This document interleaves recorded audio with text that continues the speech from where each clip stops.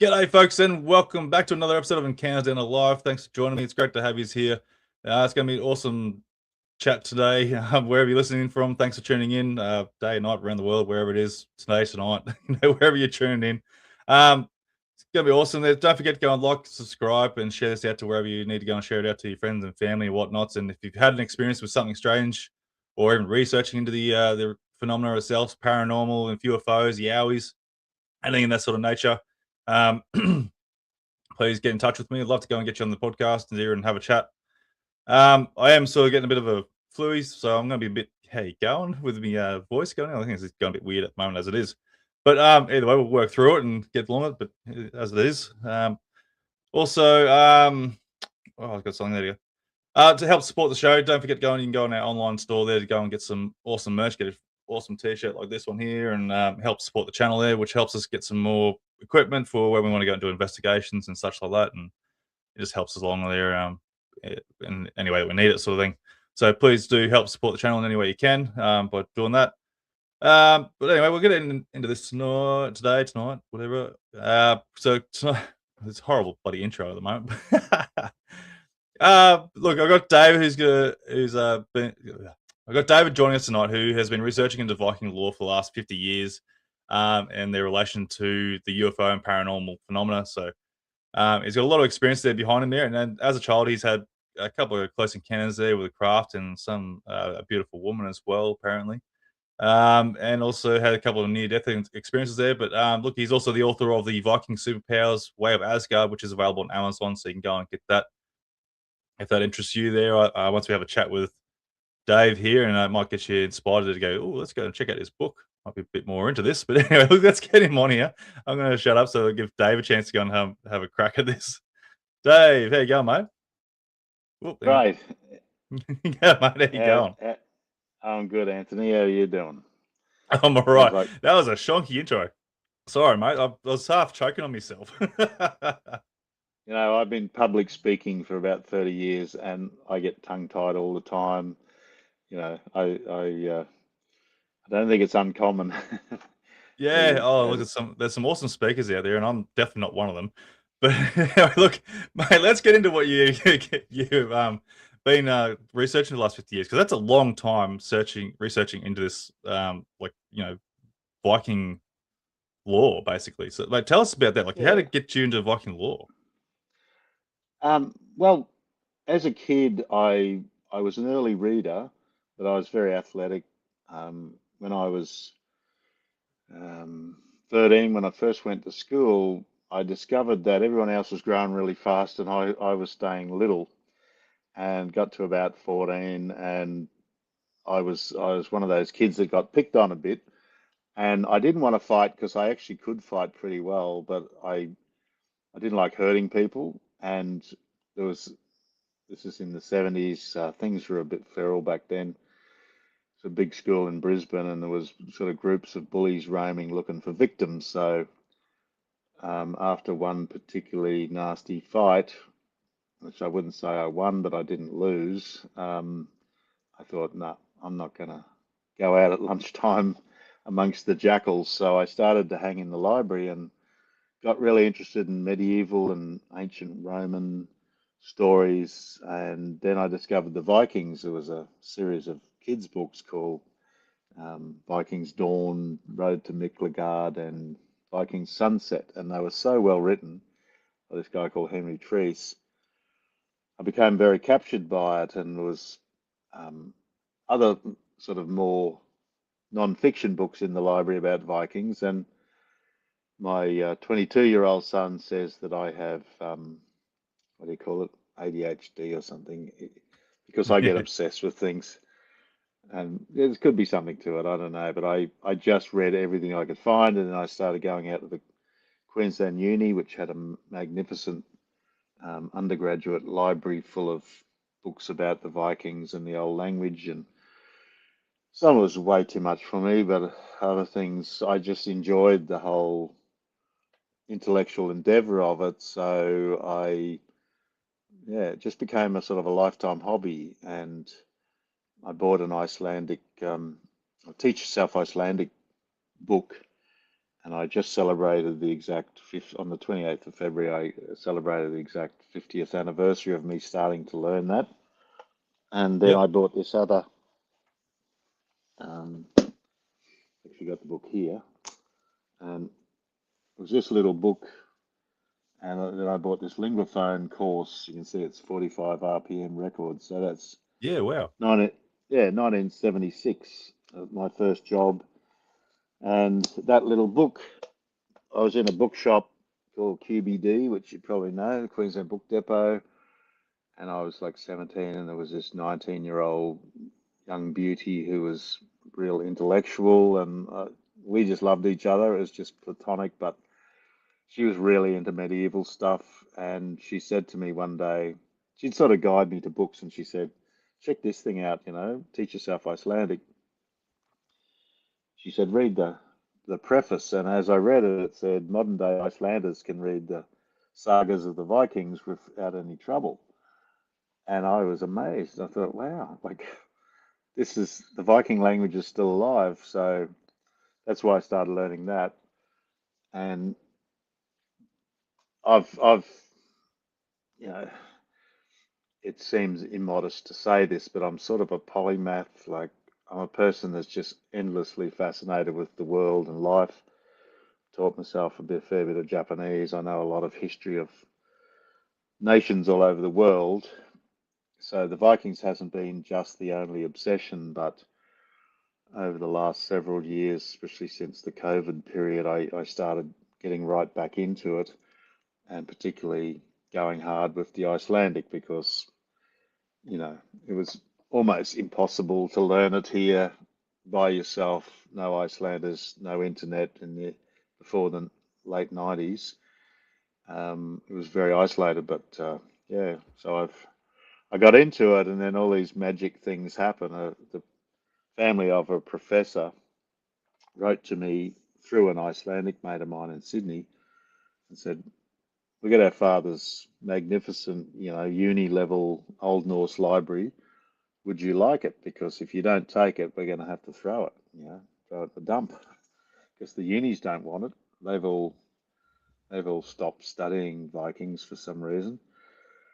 And I said, that's not going in the dump, that's treasure. To me, it's like the dragon's gold. So I got a hold of all these books, and then it was just a whole series of things. I ended up going to Iceland finally and traveling around Scandinavia, researching my book, which had come about through um, watching Paul Anthony Wallace, particularly on the Fifth Kind TV, and another Italian guy, Mauro Biglino, who retranslate, especially the Old Testament, and they find what appears to be high-tech beings and very strange things there that are hidden in the old language. And I became friends with Paul through some coincidences, and I started to look into this and the myths of the Vikings, and I was shocked.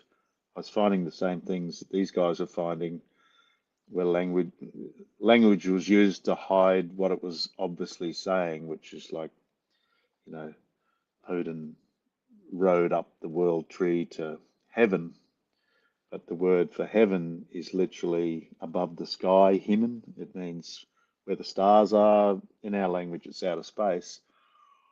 And they often use the word gods, Norse gods, but they're saying literally Aesir, which is this family of beings who are said to be really powerful, beautiful, incredible beings who live in Anatolia around Troy. And I started to find stories of flying and paranormal powers and really cool stuff. And I thought, this is sort of suppressed, like either because people think, well, this is obviously, just a fairy story, or they've gone, no, this can't get out. This, I'm not paranoid, but I do think been a campaign for a long time to suppress knowledge of the ET presence. And I think there has been considerable um, hiding of these mythical narratives, what they really are saying, because that is also part of the proof, like a disclosure. It's when you read this stuff and it's what I've done in my book is translated and shown people what these sagas are really saying, and it's just like wow. So yeah, there you go. That's why I'm into the Vikings still. Yeah. No, because it's a lot of mixed cultures, like especially Vikings there, and you got like it's like you know Japanese law as well, then Middle Eastern, European law, everything sort of combines somewhere at some point, and they've all branched off into their own sort of narratives in a sense. Like I know, uh, like when we talk about the Bible and such like that, so many different countries around the world have always had similar stories, but Mm, they changed the words or the names of some things here and there, but they've always had the same sort of build up to the same sort of stories, and which is sort of interesting. And what did you mention before with the I've lost myself now. Uh, with the Norse gods and that, people don't want to believe it or look at it. I suppose Hollywood probably has a lot to do with that because, like, we make a lot of stories about Thor, God of Thunder, and that with the Marvel uh, shows and that. So mm, people always think it's just a fantastical sort of story, which it is. Like, they're awesome stories and that, but there's so much more into the lore of Asgard and the All Father and such like that. And that to other people is that well, it's going by Vikings at nature. That's their heaven, yeah. as you're saying. Well, well, that's the thing. People are used to seeing the Norse gods as high-tech beings with flying craft, literally flying ships and very high tech. Asgard itself is presented as being out in space, and it's this beautiful, shining, high tech place. And um, I've been a comic book artist I'm sort of associated with it. I'm an illustrator for a long time, but um, being into the Vikings in a sort of a normal way, being more into the sagas, I wasn't super interested in the Marvel take on it. But as I started to do this research with UFOs, I realized, wow, this Stan Lee's take on this, and the artists that work with him, like Kirby, these guys actually could see what I'm seeing back then. Like in the, Yeah, I guess it was the mid '60s. They were seeing that there was this sort of, you could easily read it as high tech, and they just went with it. And people are cool with that because it's just a comic or it's yeah, just a movie. But, you know, I think the reality was very similar to the Marvel take on it.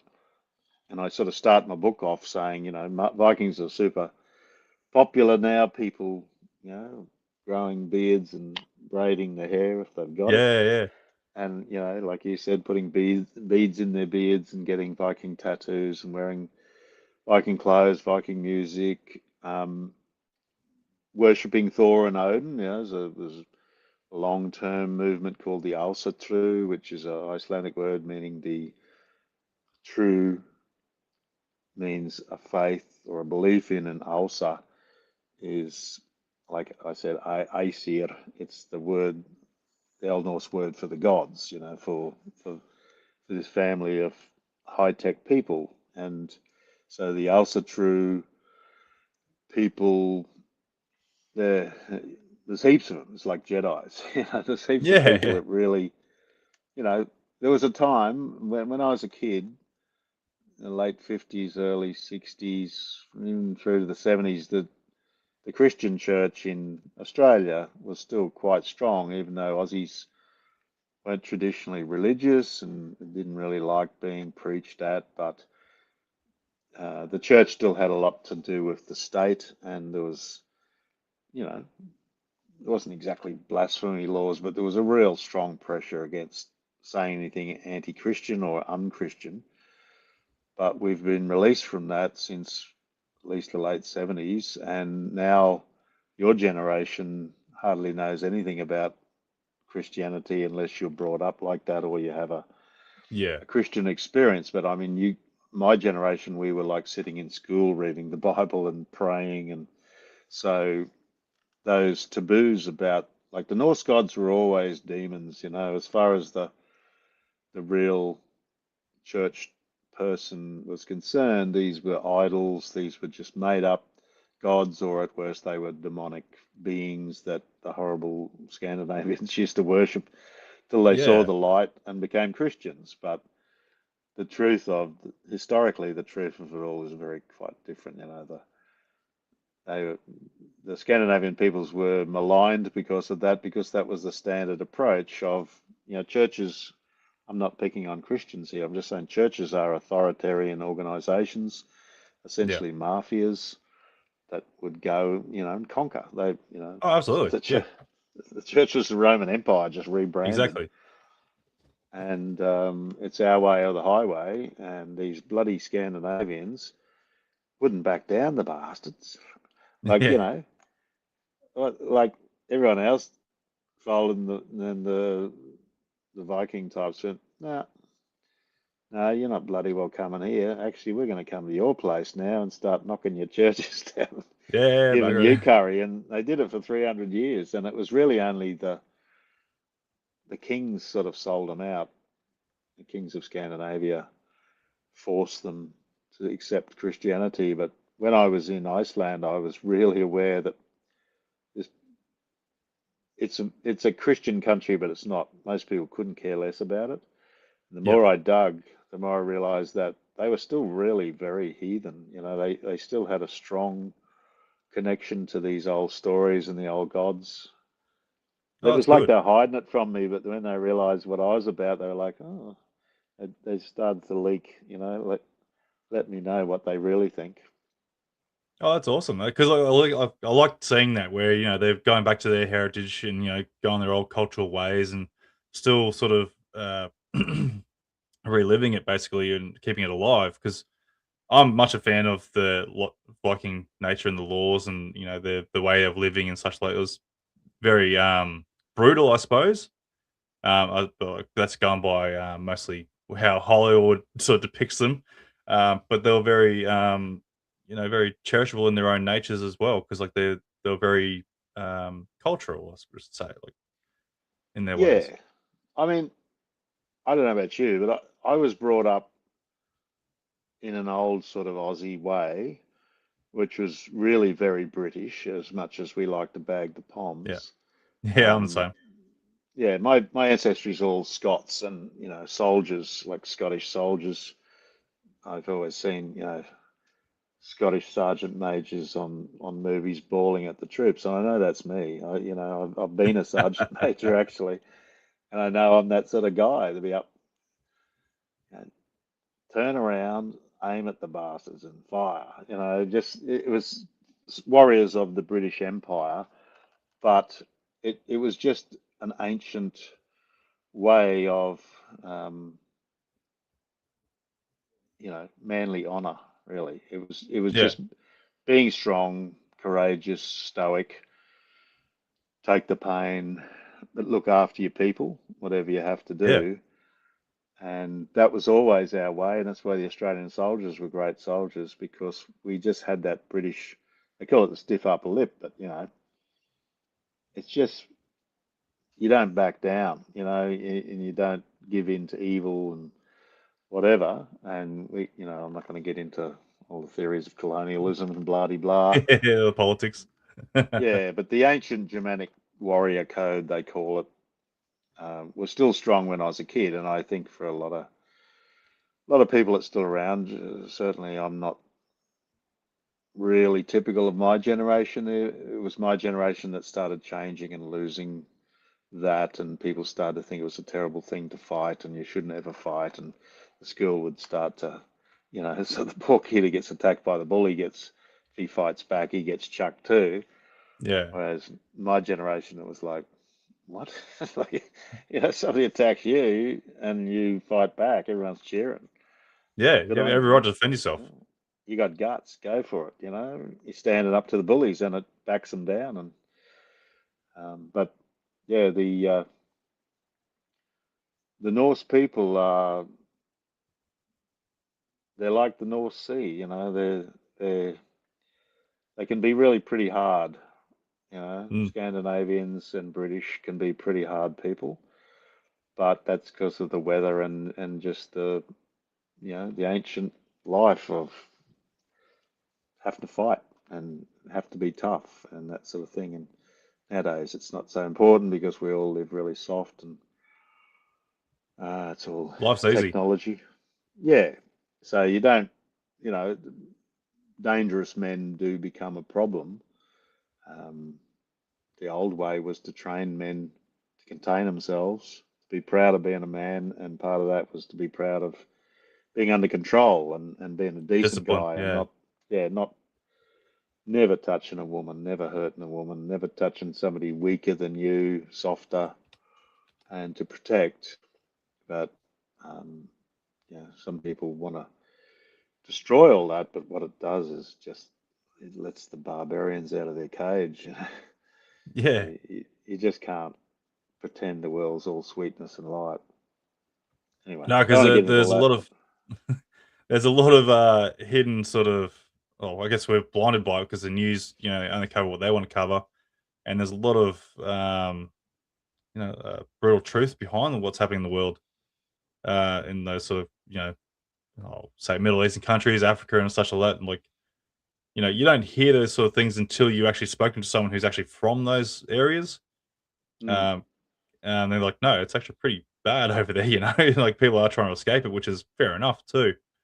yeah, But you just sort of, you don't really know much about what's going on around the world unless the news wants to actually go and cover it.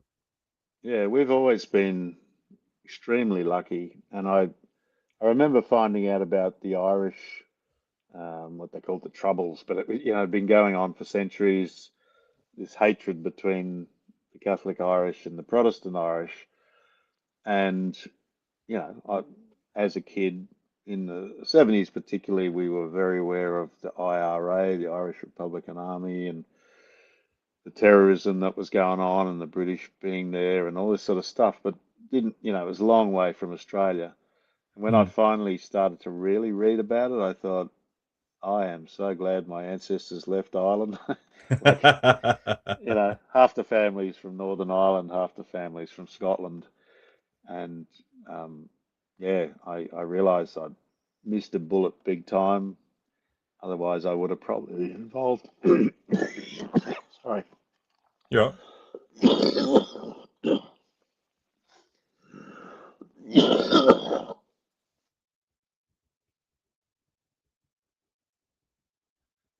Yeah. Sorry about that. Hopefully, you No, can hear you're me. right, mate. You're right. It's all right. We're all coming off the bloody flus. It's getting around, eh? It's bloody painful, bloody thing. Yep. No, you're right. Because like, yeah, I come from my grandparents are British. They come over for after the World War Two.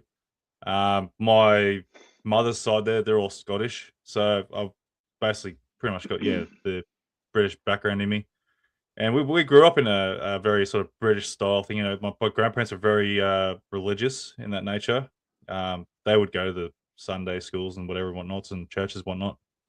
And I used to follow it for a bit there, but then after a while, I started getting too many questions towards like what's the reality behind the religions and such like that. Because like I would ask a question like, what about dinosaurs? What about aliens and such like that? And they could never really give a straight answer to it.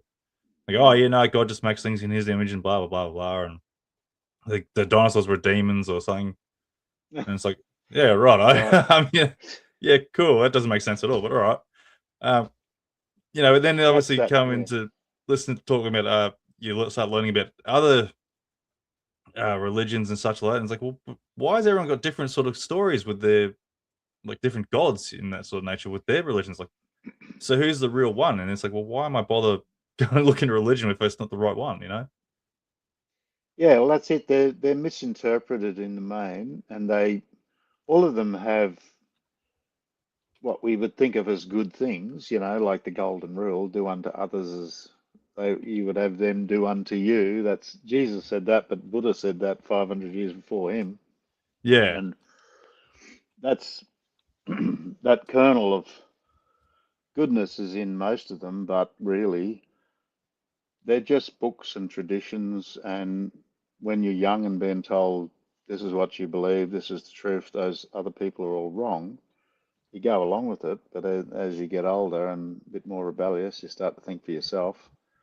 You think, well, they seem to be all the same. They're just stories told by old people who then set up groups to enforce belief in this thing, and then, oh, by the way, give us some of your money to keep the holy cause going, and so as we can build Yeah. massive cathedrals and Yep. whatever. But I think I was a very Christian lad from about 12, because I had an experience where these people who were good friends of ours, lived a couple of doors down, were very born again Christian, and it was sort of their mission to convert people and save them so they wouldn't go to hell. And they were always at me about it. And my friend was trying to get me to pray to ask Jesus into my heart. And I said to him, look, I just don't feel it. I don't feel it, so I can't do it. And then one day I was at home. I don't know where my brother and sister were, but I thought, I was about 12, and I thought, I'm going to put God on the spot. I'm going to say, I want you to show you're real or not, one way or the other.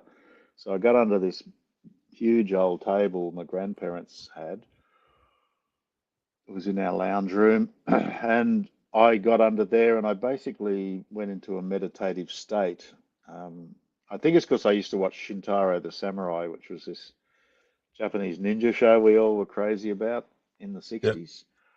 And so I remember slowing my breath and purposely trying to slow my heartbeat, and it felt like that happened. And I just knew how to meditate somehow. And time stopped, and I'd said to God, I'm going to sit here until I die or until you appear. So I don't know how many hours I was under there, but just instantly something happened. It was like a great cloud of bliss hit me, and it seemed like a golden presence, like a shimmering golden presence. Sort of, I could see it, but not with my eyes. It was sort of around me, and it was in me, and this bliss was amazing. And I just said, "You're real." Like, it just from inside me, I just said, "You're real." And then from then on, I started telling everyone at school about it, and they all just decided I was a religious nut. And I'm like, but it's true. I Yeah. wanted to tell them, but they didn't want to hear. They're like, "Oh, take it away. We don't want to hear that." So I became a Christian, and I started going to church, and I converted my mother, believe it or not. And so we used to go to church together. And as I got older, I started asking the minister questions like, what does Jesus say if we have the faith the size of a tiny little grain of mustard seed, I could move a mountain? Or why does Jesus say these things that you see me do, these miracles, you also will do, and even greater? And I'm like, I said to the minister, why isn't anyone walking on water? Why aren't we healing the sick? Why aren't we doing the sort of things Jesus did? And I could see that he was an honest guy, but he's like pretty much wanted to say to me, I've got no idea. He said Mm. it was different back then. I said, but why, Reverend? Why was it different then? He said, I'm sorry, Dave, I haven't got anything to tell you. Like, all we can do is just have faith and believe that we're saved and we'll go to heaven. And that was when the cracks started to appear, and I became a sort of well, I was a surfer, but I was a bit of a hippie surfer, and I started to, read Eastern books and look into psychological, metaphysical stuff and think about what was really going on. And then when I had that near-death experience was a couple of years into the surfy experience, and I was living in a combi van, and I got super sick. I had this experience that was really wild, and that sort of led me down the path I'm on now. But I went through another couple of years of really intense Christian activity, because that was sort of the only spiritual path I knew. You're all right. Yeah, still good. You're all right. Sorry, I'm mate. listening. I was just looking. Yeah, it was just me, and I thought, That's have all I right. Yeah, no, I'll lost you? put you in solo so everyone can see you a bit better. Yeah. Well, do you want me to talk you Yeah, Would you absolutely, like me mate. to Yeah, look. tell you about the near-death experience? Yeah, absolutely. I think everyone's here hanging for it. So, that's all right. Let's go for it. Yeah. Well, that first experience at 12, they call that a numinous experience. It means a sort of a light experience of God or a higher power, or you know contact with the other side. And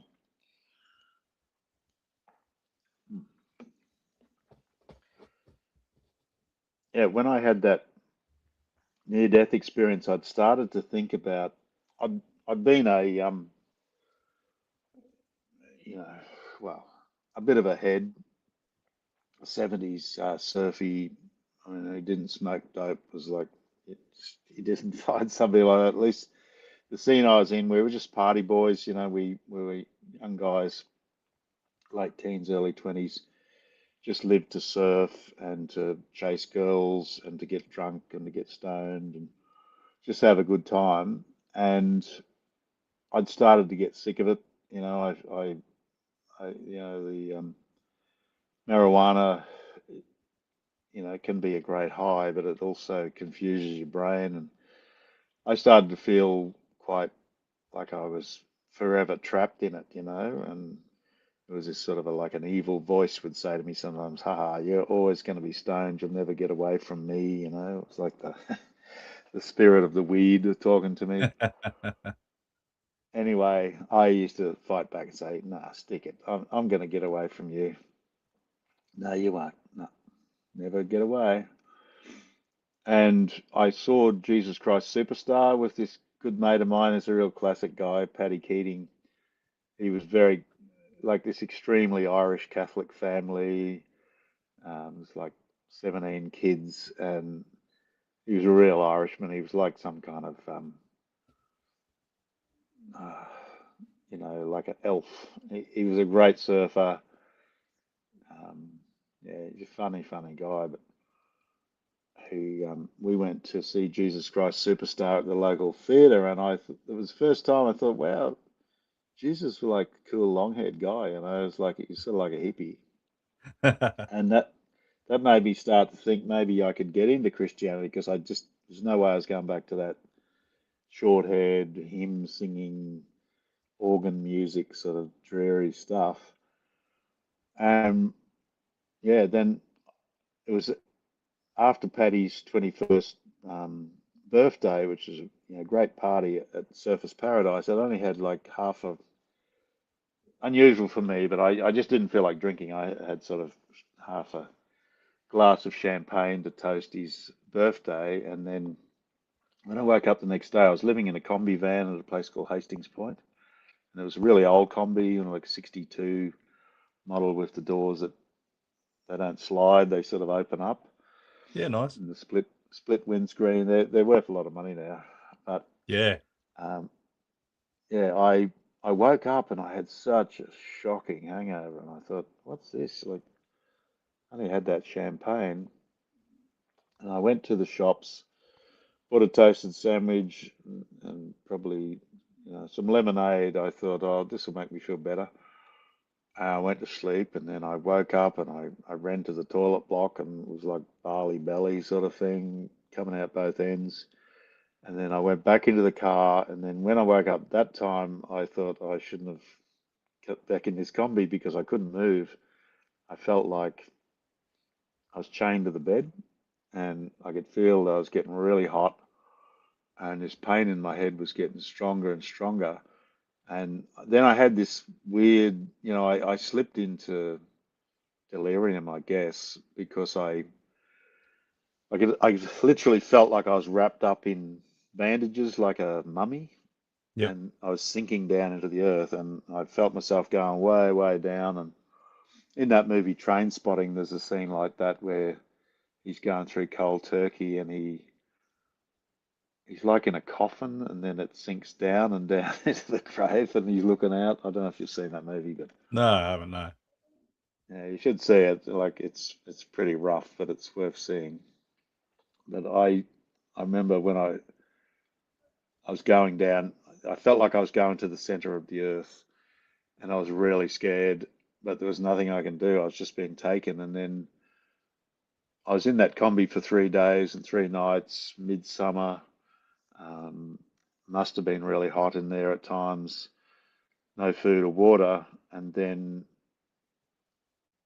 I don't remember what was going on, but it wasn't pleasant. I remember at some stage crying out to God, please kill me, please, please. You shouldn't let a dog go through this. Even Adolf Hitler wouldn't deserve this. So it must have been really bad. It felt like thousands of years at the center of the earth just suffering. And I was blind. I remember that. I lost my sight. My body was spasming.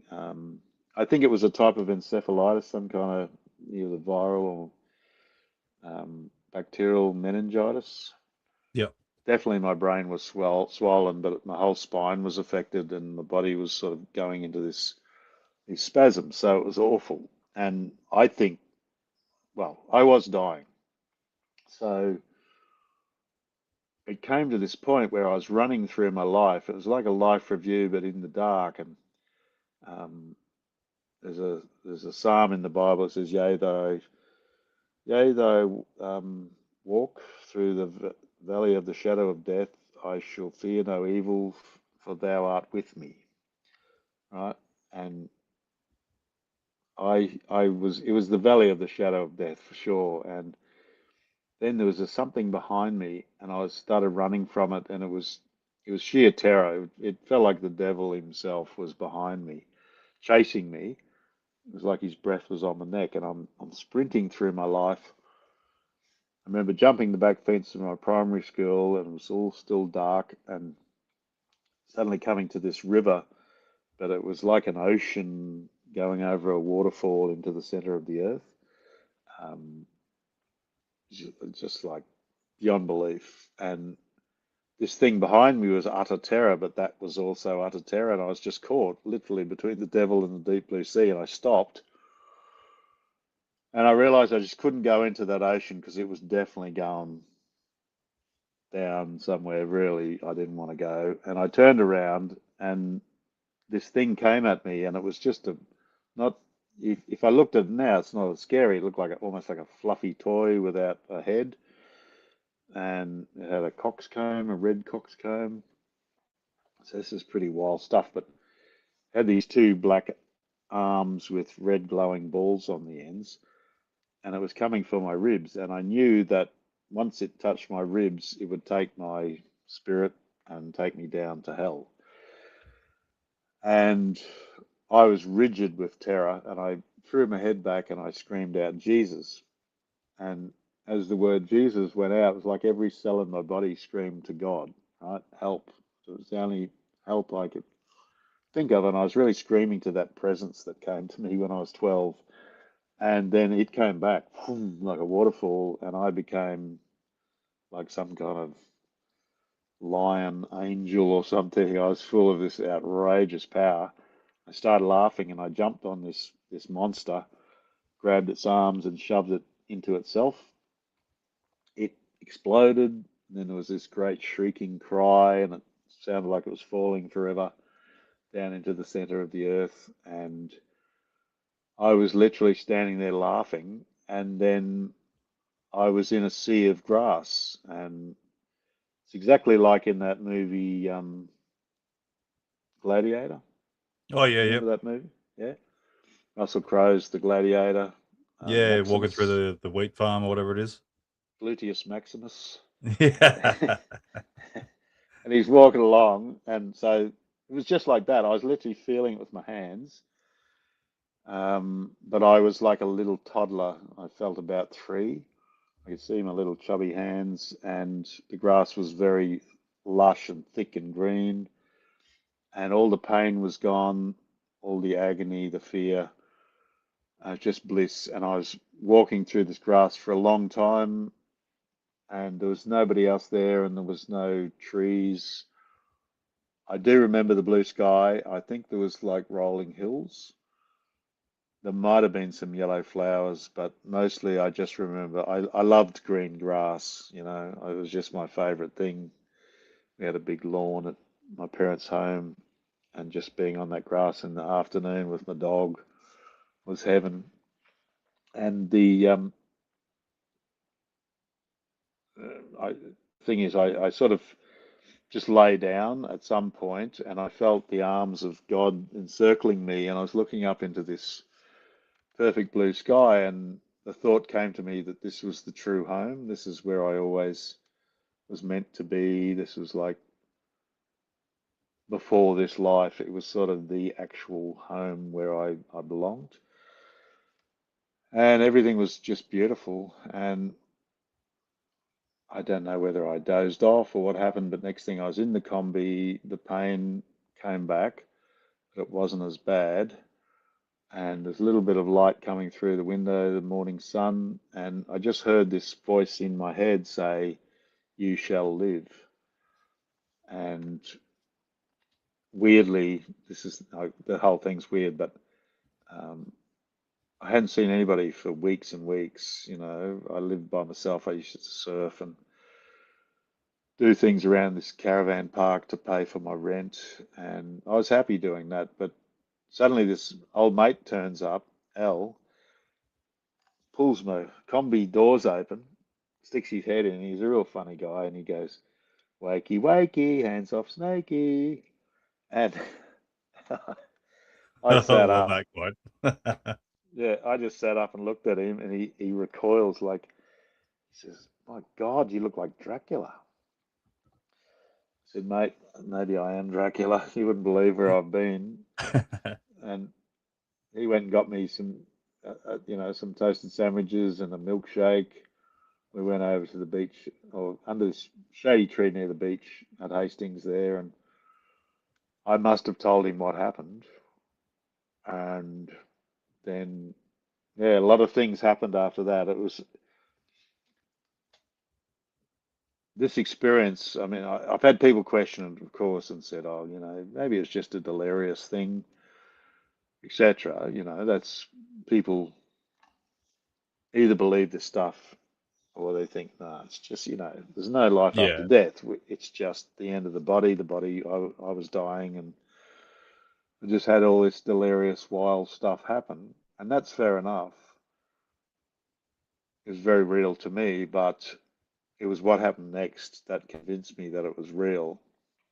And from the very start, I had this weird feeling like, am I the same Dave who left?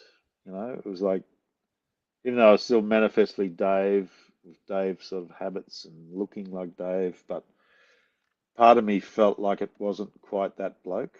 Like I'd literally been born again, but in a sort of a way I'd never heard about. Like I felt like part of me was still in that other realm.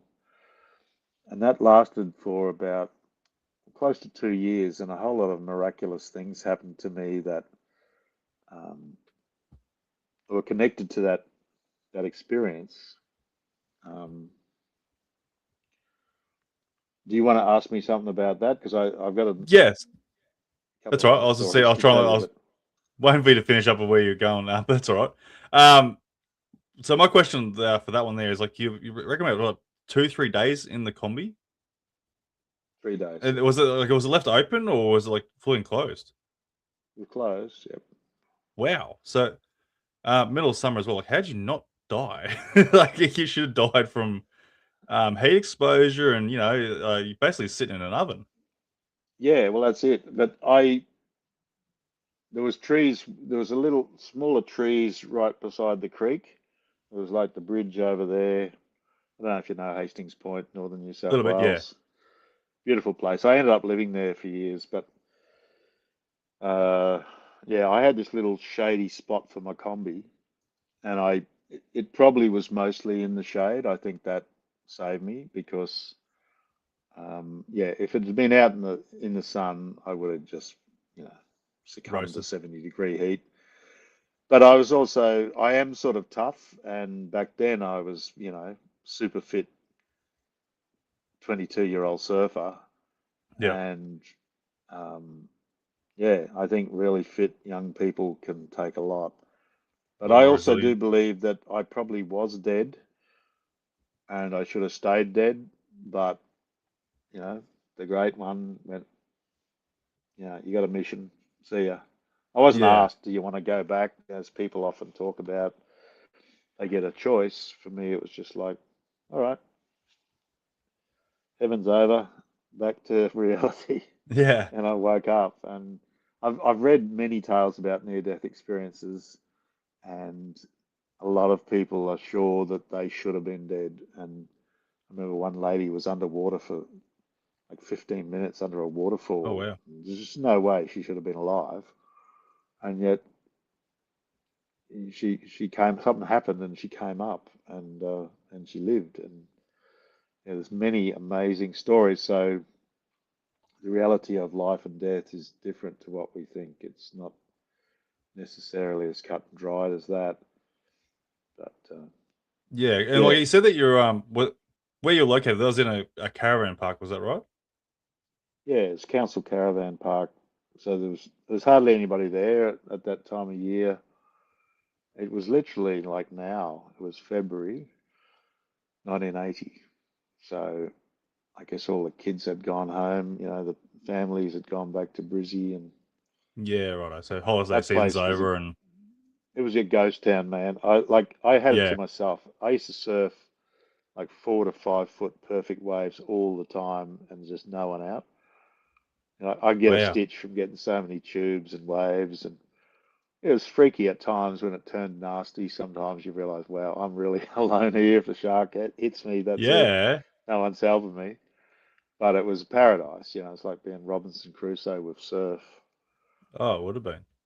That would have been beautiful. That's what I was still trying to lead to. Like, it's like you at a sort of caravan park, like surely someone would have come past there and checked on the van or something like, But I guess back in those days, like you said, it's like it's very remote back in those days. Yeah, there was just Now it's nobody very there. well built out. Well, the caravan, the park proprietor, Joe, he was a famous surfer from the 50s. He was a good mate. He's a good older bloke. He's 20 something years older than me, but uh, yeah, he didn't come, so he must have, you know, the place was just really sleepy. He just let me stay there because I was a surfer, and he Yeah. had a lot of sympathy for us young fellas trying to live the surfy lifestyle. And yeah, but it was sort of weird. Like I should have been in hospital, man. These days, let me go. Yeah. It's impossible. I should have been on a drip, and all that. And I survived it, just old school. Yeah. Somehow, yeah. No, that's cool. Like, because like that wasn't the only near death you had, was it? You had a couple others Um, previously, didn't no, you? that's the only near death one I've had. I've Oh, you had had anyone? like near death. I've been close to death many times, through my life, from different escapades and jobs. But that was the only one where I really was like dead and went to that other place. The other ones that I told you about, it's sort of a recent term, shared death experience. What it means is there's this phenomenon where people, when they're around loved ones who die, sometimes see things. They see the loved one come out of the body, or Yep. strange things happen all around them. And there's a lot of study being put into that, what that's about. I've had a number of shared death experiences were pretty cool. But a couple of them were related to um, my own near-death experience. I told you I wasn't sure if all of me had come back. Yeah, yeah. Yeah, somehow I was tied to it. Um, I'm not a particularly holy guy, I was just a young fella. Becoming a Christian at that time, I still was constantly fighting with, wanting to make love to beautiful girls and get stoned or whatever, but I just did it by willpower. I thought, no, I want to be a holy man. I want to be a good man. I want to really find God and the meaning of life and that. So I toughed it out. But would you like to hear about these two shared death experiences? Yeah, absolutely. Please, mate. Yeah, absolutely. By all means. Now, I know you've got a show about unusual things, so people are going to Yeah, get no, that's right. No, open-minded, but I'm all about it. I'm telling you, these are weird experiences. And as best as I can ascertain, I'm not crazy and I'm not just tripping on my own ego. But um, yeah, I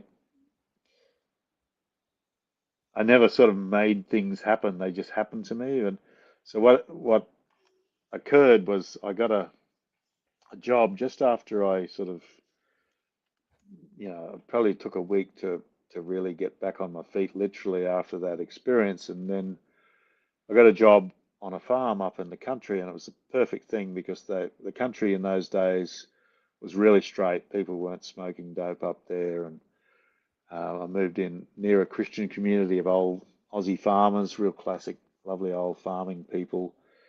I used to go to their tiny little church, and I'd eat apples all day, work really hard, drive tractor, pick apples, had other fruit, veggies, and I straightened out. I had the chance to turn away from that lifestyle, clear my head and think about God and pray and whatever. So that was special. Sometimes I didn't see people for weeks. I was really very isolated, but it was a beautiful time. And then I moved down to Fingal Heads.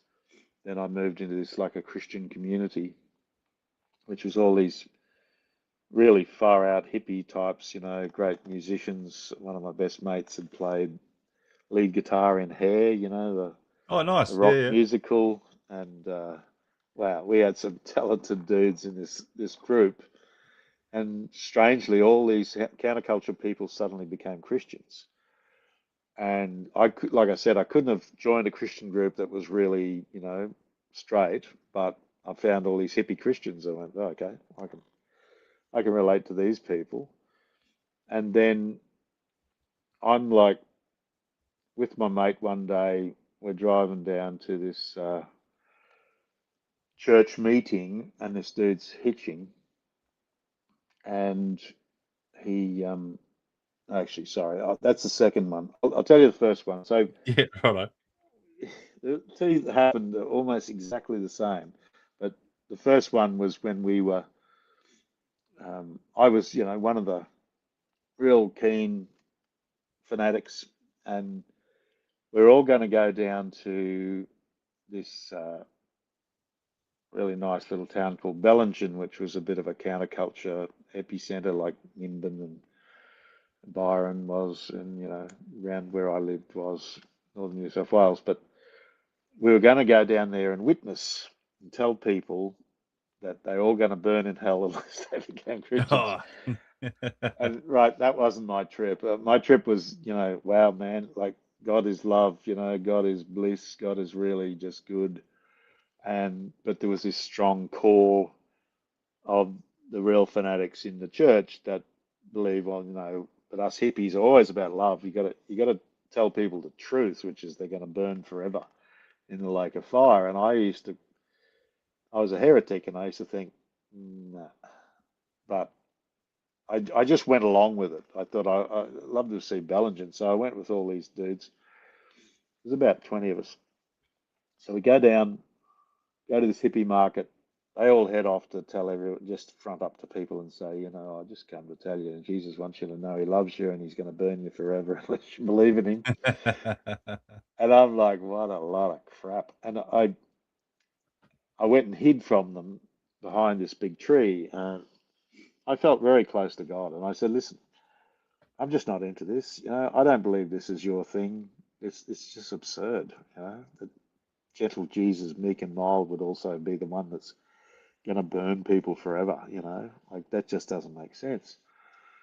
So this is the deal. It was like when I was over that table. I said, you want me to affect somebody, you do it. It's not going to be Mm. me. I'm not going to say a word. Bible says, what's impossible for man is possible for God. So if you want something done, you make it happen. So I go into this big shed where there's all the prize-winning chickens.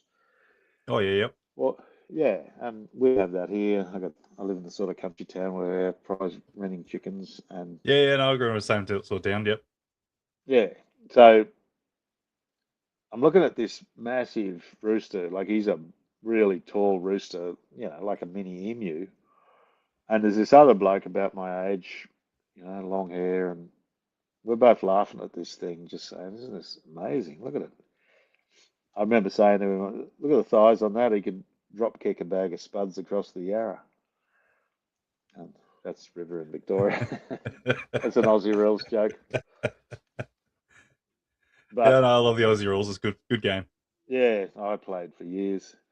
And um, this bloke says to me, "Oh, I haven't seen you around, mate." I say, "Oh, yeah, I'm from further north. I live at Hastings, and I've come down here with some friends." "Oh, yeah. Why have your friends come here?" And I knew I had to tell him, and I said, "Well, we're Christians. We come from a group called the True Vine Christian Community." And he just recoils, like, "Oh, no." He says, "Why would you be part of that?" He says, "They're such nerds. Like, they're so uncool. Like, you seem like a cool guy. You're a surfer. Why would you be with those guys?" And I said, "Well, I believe in God, like God's real." And he says, "No, but God's not real. Everyone knows that, especially Christianity, it's all crap. And, God's not real." And then he says to me again, "Why do you believe it?" I said, "Well, I was living in my combi at Hastings, and then I told him what I told you, Yeah.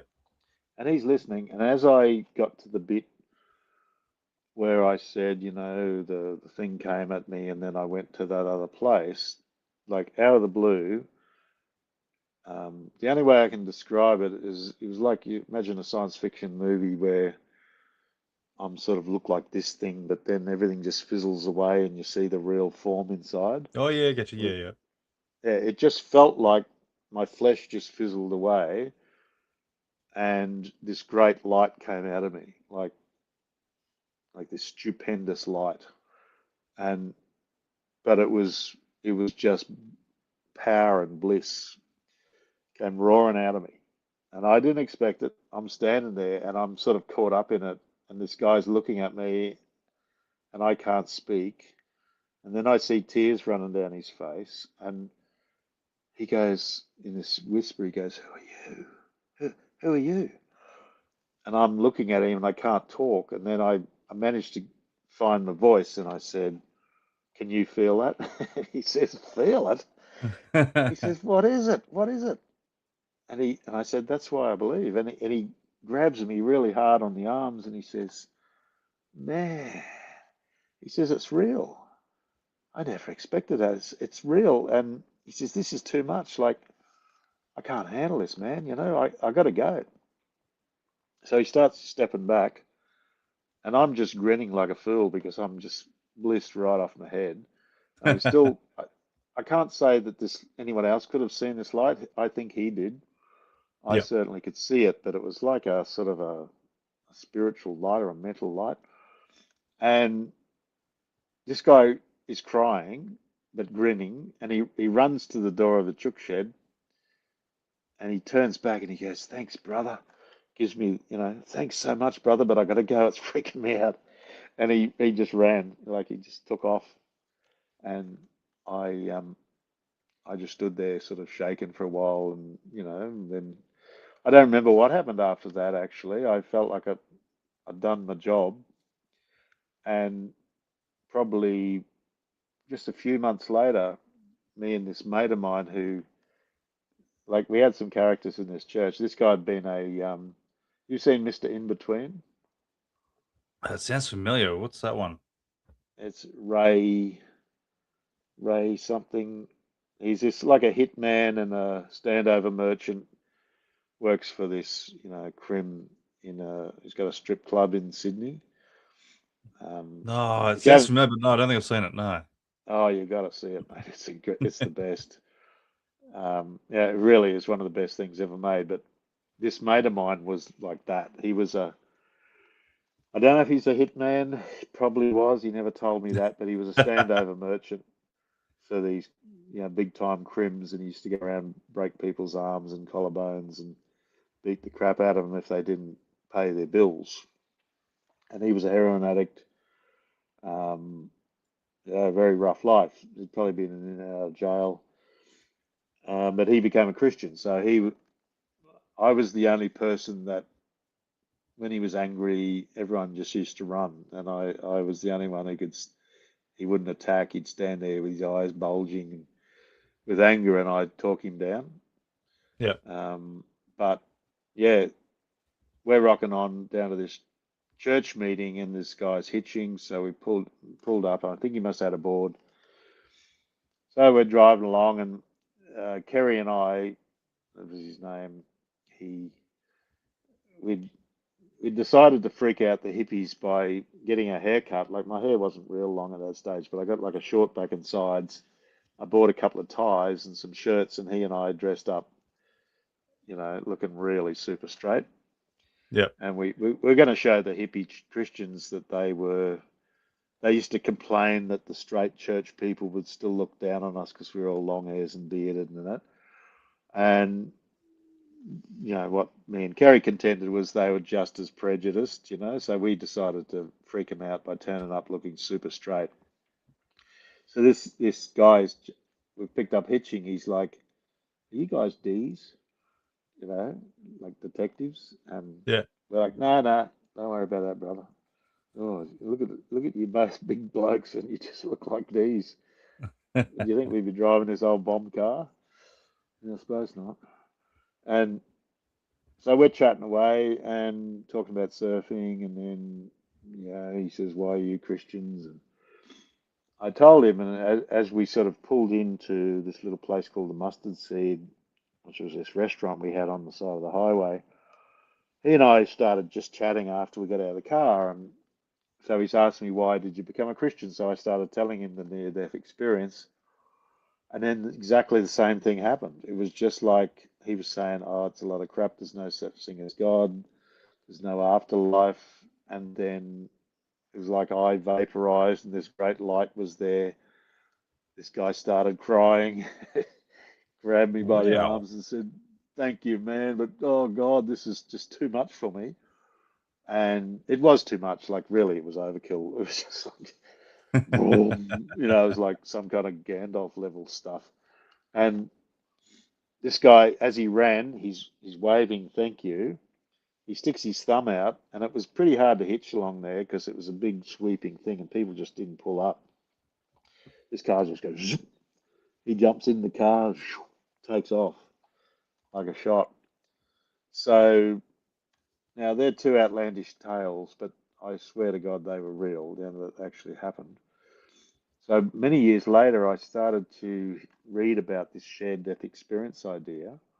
And one of the things that always bugged me, because I didn't know it was called an MDE back then, to me it was just, almost died, Jesus saved me, went to heaven, came back.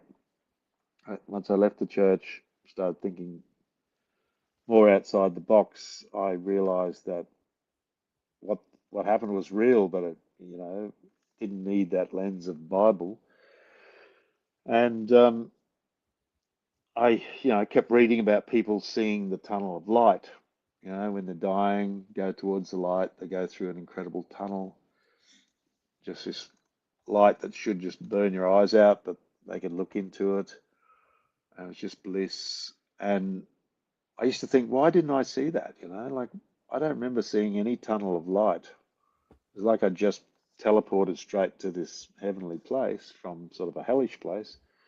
And then it occurred to me, I thought, uh, those two events where this great light came out of me, it was as if I was talking about that experience. It was like the tunnel of light came out of me. Um, I haven't read of anybody else having this experience.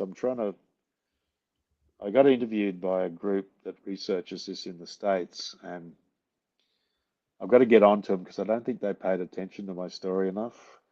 Yeah. But I think it's pretty unusual, but I do think it's accountable in that it's this tunnel of light. Everyone knows about it. It's a meme now. It's a sort of Yeah. a trope. Because I was going to But ask, like, yeah, have you talked to other people who've like experienced or expressed this same sort of light to other people as well? But no, I've never heard of anyone having this. I mean, I kept it to myself for a very long time because it's uncannily like Jesus' experience of transfiguration. Yeah.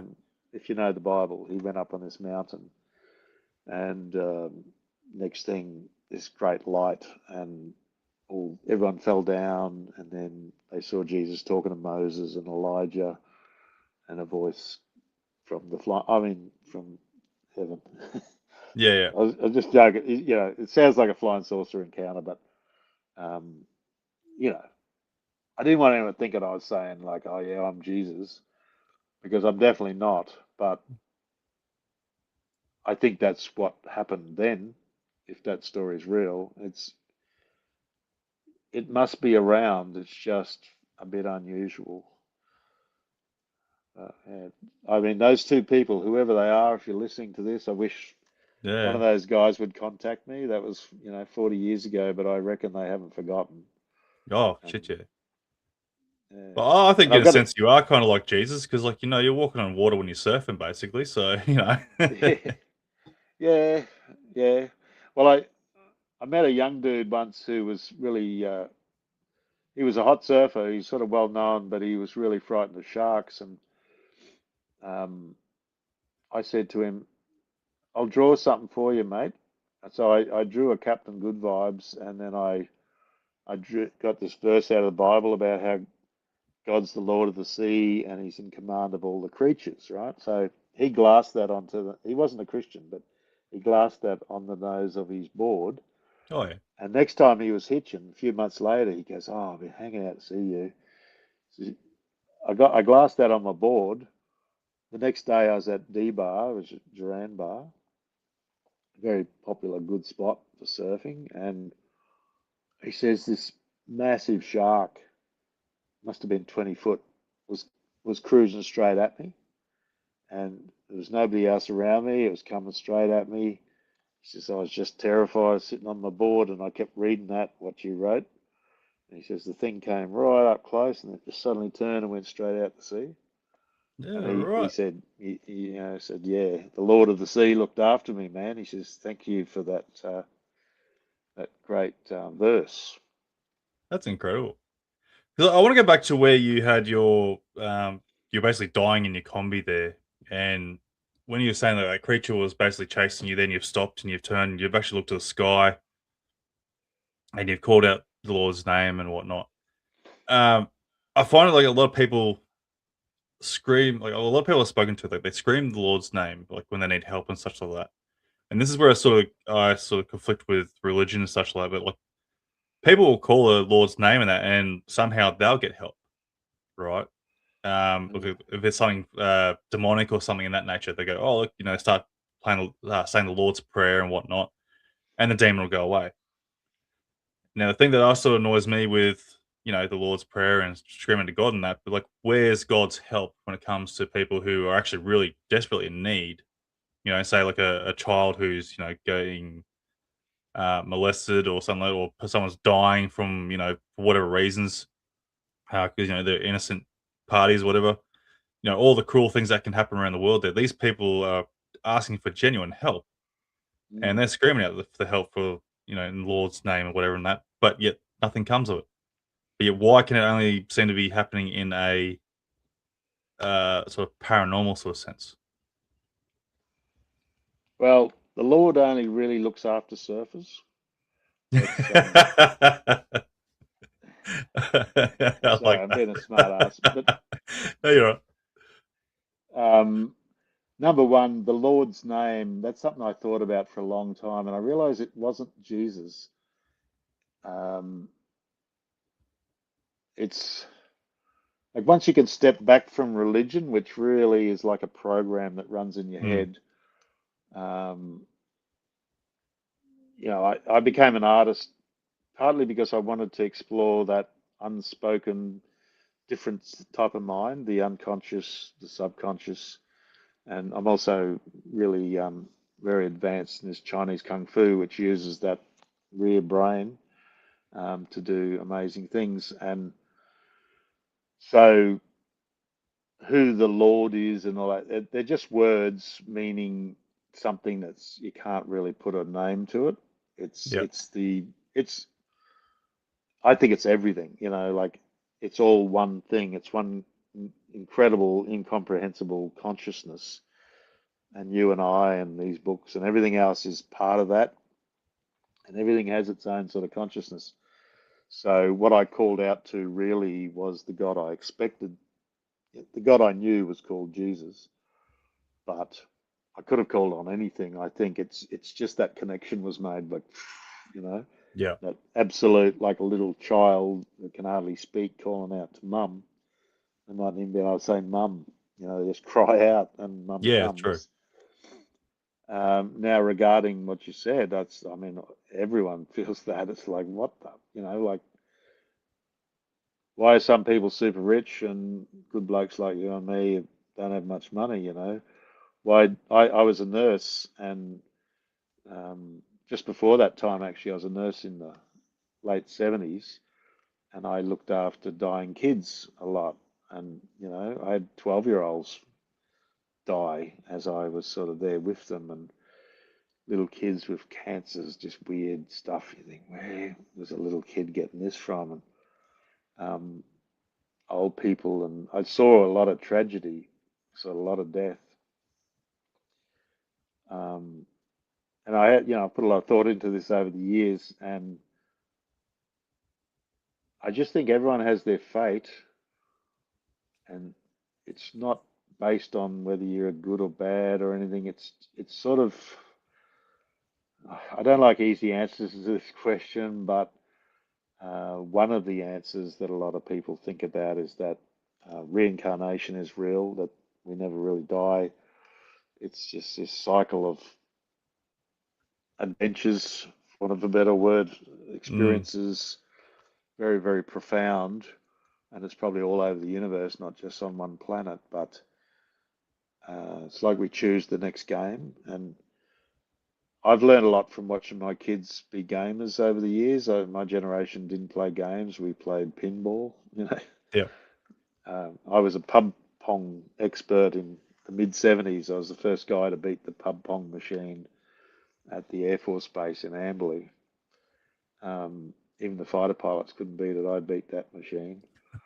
But I never followed on with games, but I've watched my kids gaming, and over time I sort of realized that life is very much like the computer games where you respawn, but you don't. It's not like you just get back into the game. It's like another game. Maybe Yeah. it's the same life. Maybe on another timeline you come back into the game, you respawn. But yeah, I like, believe me, mate. I was a policeman as well as a nurse, and the nastiness, the demonic nastiness of the human race. Sometimes it's very hard for me to be a nice guy. Um, I get very, very angry about the things people do, and it was one of the most stressful things being a policeman. Not only just it was a dangerous job and unpleasant, a lot of unpleasant stuff, but it was just knowing the sort of stuff that goes on that the public doesn't hear about because it's too Mm. atrocious to let people know about. But we knew about it. We'd have journals that we were supposed to read, keep up on, Yeah. and you just think, you know, you, yeah, I won't get into what I used to feel about these criminals, but there's no easy answer. Even the suffering that I went through in that near-death experience, it was extreme. Like, as I said, I hated Adolf Hitler, but I literally was saying to God, I wouldn't wish I saw Adolf Hitler. Yeah. This is the worst agony and torment. It was like those mummy movies where they're like locked in the box for 3,000 years with all the scarab Yeah. beetles running all over them. You know what I Yep. mean? That sort of just, ooh, you don't want to think about that. That's what it was like. It was like being locked in a tomb for 3,000 years with agony. And because everything's relative, time's relative. I was there for 3 days, but it did feel like 3,000 years. But it did something to me. Like those experiences I had afterwards, and there's many others I could tell you about. I mean, I wouldn't have consciously suffered that much to get those experiences, but I'm sort of pretty stoked I've had experiences that are way outside the ordinary, Yeah. because I can believe in them, and I think humans are capable of incredible stuff. But there's one thing in the Bible that says Jesus wept.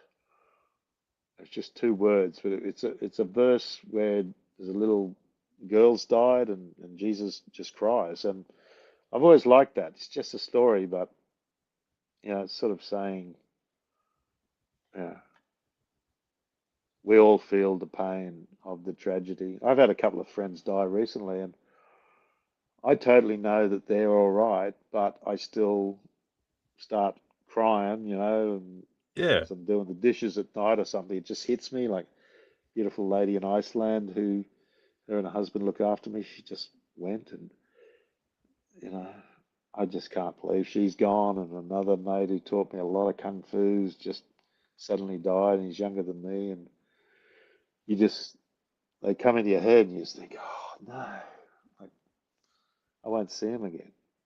Yeah, that's the thing. Like, we all know what death's about, and and a lot of us, like, if we're on a spiritual sort of path, we all understand, like, there are obviously something more to death. They're still there in some sort of sense, but you miss the initial person that was forever there, that you knew of them, Yeah, basically.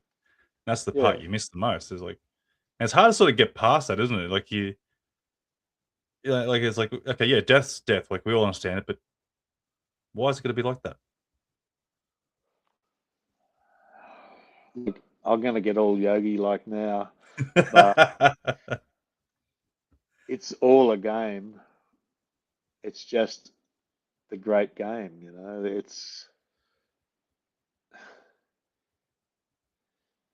I think of life as and us as the Mount Everest climbers of life. I think that there's a great reality out there outside this life where people just do all sorts of wonderful things for amusement, but the real hardcore ones go, I'm going to go to Earth. I'm going to go to that mortal nightmare because it's really beautiful. And it's like you would have done tough things in your life. Hmm. Um, I remember doing this thing called a adventure training course when I was a teenage. I was an Air Force cadet, but we were the first Air Force cadets to do this Army course. It was a 10-day course called the Adventure Training Course. It was pretty much boys' commando course, and it was really hard, man. I tell you, it was like we were sleeping on rock hard ground. It was like 0 at night.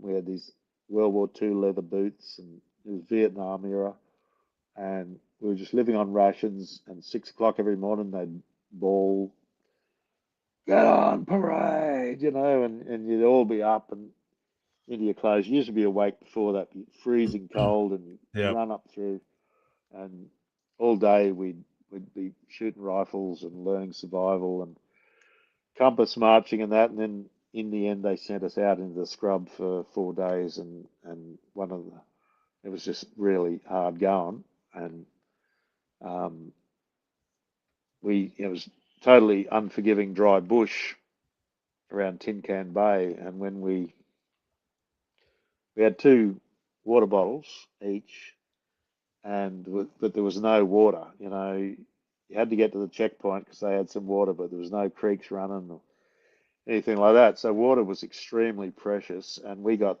severely lost, and we probably would have died. They'd try to find us, but there was quite a chance that they wouldn't.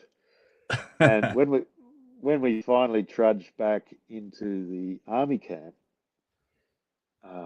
this kid was washing dishes. Like the kids who bailed out just got to go and have an easy life working in the kitchen or whatever, but they were seen as pretty low for having to give up. The rest Yeah. of us toughed it out, and this kid's running the tap while he's washing dishes. He's just letting the tap run, and I dropped my pack and sprinted up and turned off the tap, and I said, "What the bloody hell are you doing, man?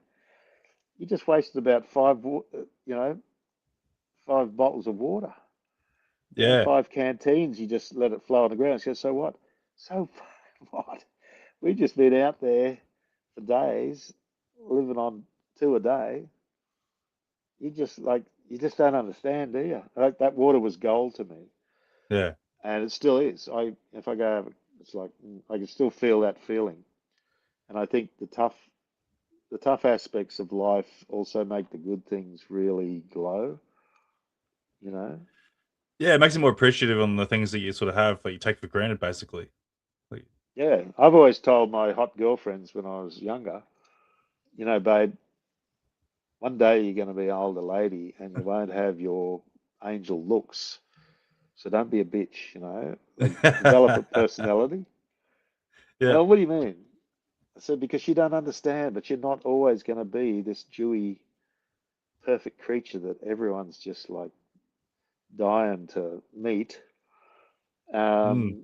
You got to understand, that you're a person. Develop yourself as a person. And they didn't always like me saying that, but I was just trying to tell them the truth. It's just the way it is.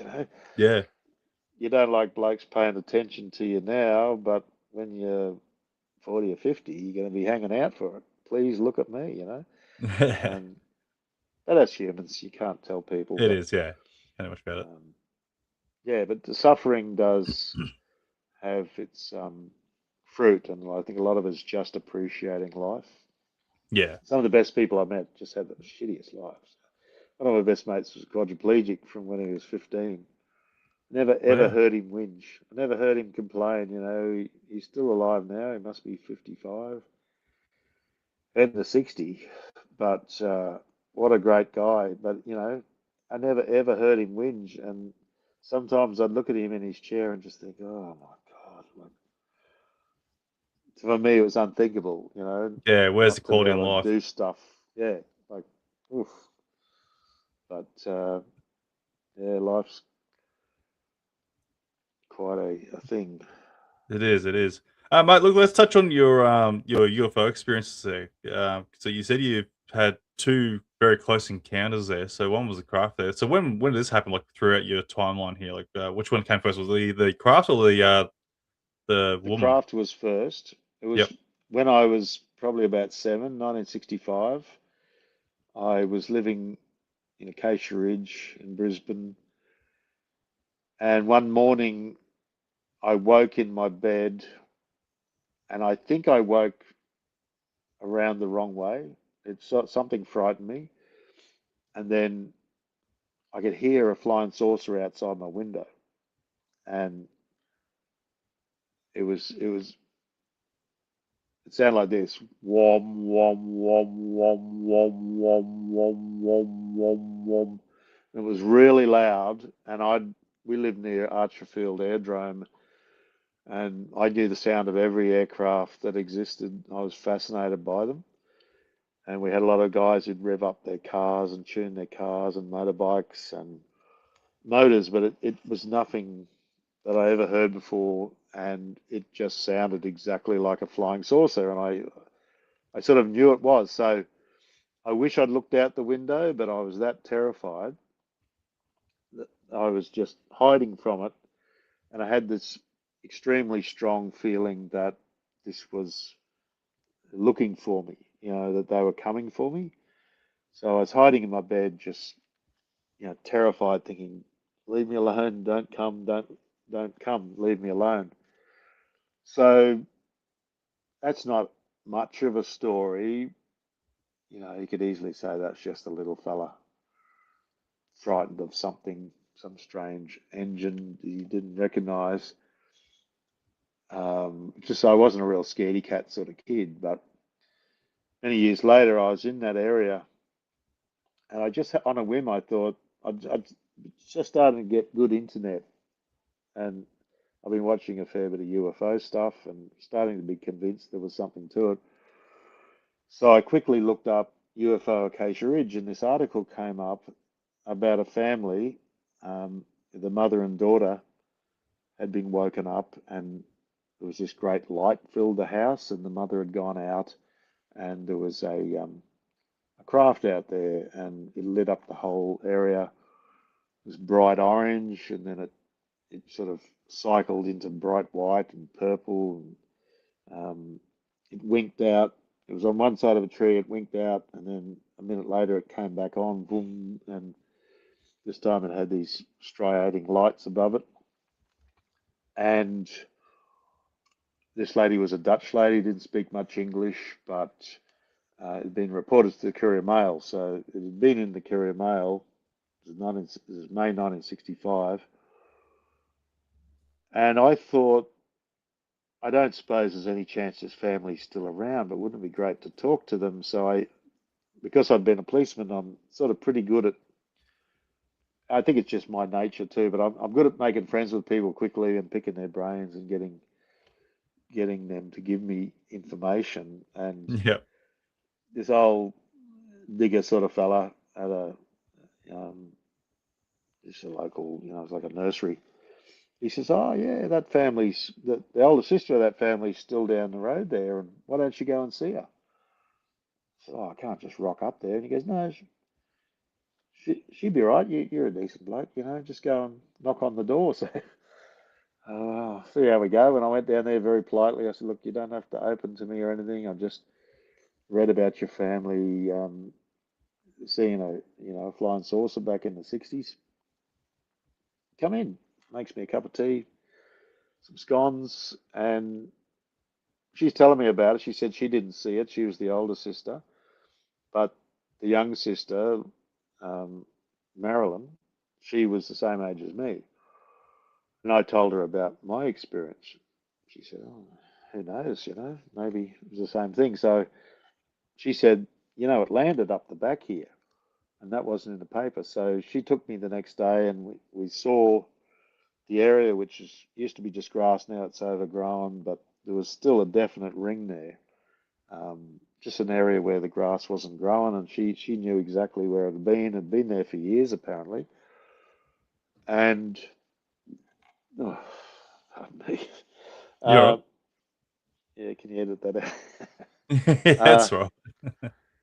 Old blokes do that sort of stuff. But she said, why don't you talk to Lainey? Marilyn, she'd talk to you. So I rang Marilyn up, and wow, story she told me was outrageous. And the thing about the story that really grabbed me was she said, I woke up and I got really scared because I couldn't get out of bed. I was trying to get out of bed, but the wall went all around my bed. And when she said that, I got this sort of a shudder, like a memory that I couldn't get hold of, but it just rung a bell. And she said, then when I started crying, I was back in my bed, but my head was down the wrong way. And there was a sort of a pause, and I said to her, "And do you think that when you first woke up, you mightn't have been in your bed?" And then there's another pause, and she says, "Yeah, I know what you're saying." She says, "Yes, I do think that's possibly true." So, you know, for anybody who's not making the connection, I was sort of indicating maybe she was on that craft. And then when she started to freak out, they went, "Oh, better put a little girl back." So they put her back in the bed, and then Mum came in, went to get her a glass of water. The house filled up with light. She said, "You stay there." And Mother went outside and saw the craft. Now, and then I talked to the older brother, who's a great guy. He was really into astronomy, and he had some great things to say about it. And it occurred to me that when I was hiding in my bed from them coming to get me, that maybe they'd just put me back. And what was going on was just, I was terrified because I couldn't remember what had happened, but I knew something had happened, that I'd been somewhere strange, and I could still hear the craft. And some people do say that that hum is like a mental attractor somehow. It's, not just the motor of these flying objects, but it's a way of connecting with people. So that's Yeah, that so like a story. harmonic That's frequency sort of thing. yeah, Yep. yeah. So I studied science and maths at school. I was, I tell you, I was an Air Force cadet, so I was slated to be a fighter pilot. When they tested my eyes in the end, they said, "Sorry, mate, just not quite good enough." Bugger. but I was very aviation minded, and I'm scientifically trained, and I just sort of, yeah, I've thought a lot about all of this, and I reckon it was fair dinkum. I don't think it was just a kid's fantasy. I would have, I could write it off except for what happened to Marilyn, because their house was literally 700 meters from me, Oh, wow. and yeah, so it was just there, and there was a body of water behind them, which has now been drained, but I reckon that's where the craft was based. Yep. A bit of a local spot, and in a strange Men in Black twist, when after I talked to her, I started looking at satellite photos on Google Earth and looking for that area, and I couldn't see any, rings, any brown ring. But when I went to the 3D version of that area, suddenly there's this brown ring exactly as Louisa, the older sister, had drawn for me. She said Yeah. it's about 20 foot wide. The ring was about a foot and a half, 2 foot, this brown ring. And there it is on the 3D. And I'm thinking, that doesn't make sense. Why is that ring there? I turned it off, it's not there. Turned the 3D on, there it is. And the only thing I can think is that maybe the 3D data contains some kind of infrared, and so that artifact remains in the satellite data rather than just optical. It's like, outside the visual Yeah. frequency somehow comes up. And then, fair while, maybe 2 years later, I went back to have another look, and I saw that this sort of a junk car yard, for some reason, had just bought, like they must have bought it out to exactly where that ring is, and they'd covered it all up. Oh, So bugger. the area where the ring's gone is now just there's a fence literally beside the ring, and it's all covered in road base with cars all over it. Ah, And spewing. yeah, and I was there maybe a year ago with my son, and I thought maybe I should just go in there and have a look around. But as I started to drive down their driveway, there was a couple of dudes there, and I got this really like bad vibe. It was like I don't know if you've heard of this, but there was a show called The Invaders in the 60s. That sounds familiar Um, too. Yeah. yeah, about this guy sees a flying saucer land, and he's a real handsome, sort of blonde 60s guy, looks like a spy or something. And then he's on the run through the whole series, keeps running into these invaders who look like you and I. They usually have factories and stuff, but they're on this mission to take over the Earth. And it really does that creepy vibe where it's like, something wrong here. They seem like humans. They all have like a crooked finger, like Oh, yeah, little right. finger. But that's the vibe I got. It was like, oh, I think my paranoid idea is right. I think these guys have, Yeah. yeah, some dude's been looking at we gotta cover it up now, because I tried to get a Geiger counter from the Griffith Uni, and this guy was going to come, and then had to pull out at the last minute, Yeah. and so now it's all covered over. Yeah, bugger. So go on this woman you met. Like she's Yeah, beautiful. Probably like we say describe as Nordic, but with green eyes. yep. And my family has green eyes, and they're the rarest sort of eyes, they say. It's like an Irish sort of Irish Celtic look, sort of human green, but her eyes were that sort of green when somebody, goes out cosplaying or whatever, and you get that Mm. like a lighter, brighter green, like a more pure green. It's unnatural for human eyes. So this is 1978. I'm 20.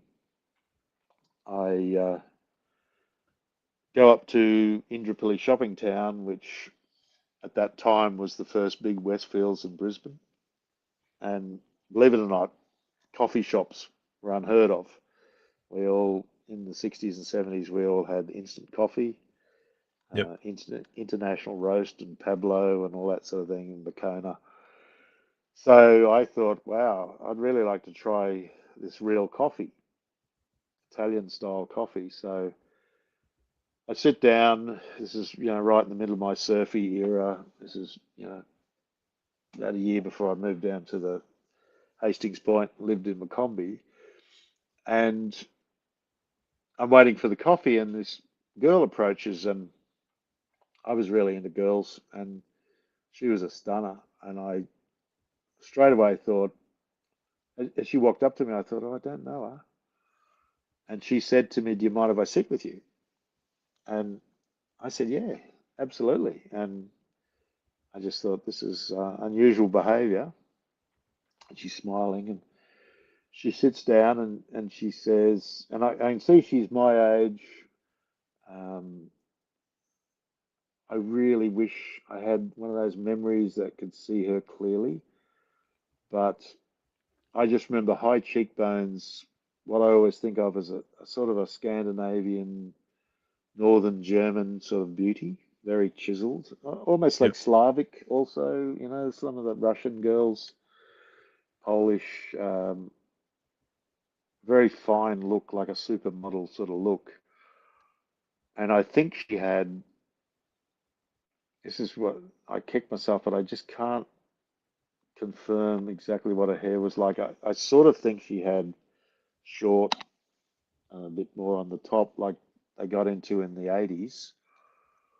But it might have been longer hair. Now, I reddish blonde is what I got in my memory, but I do have a sense of like tapered hair.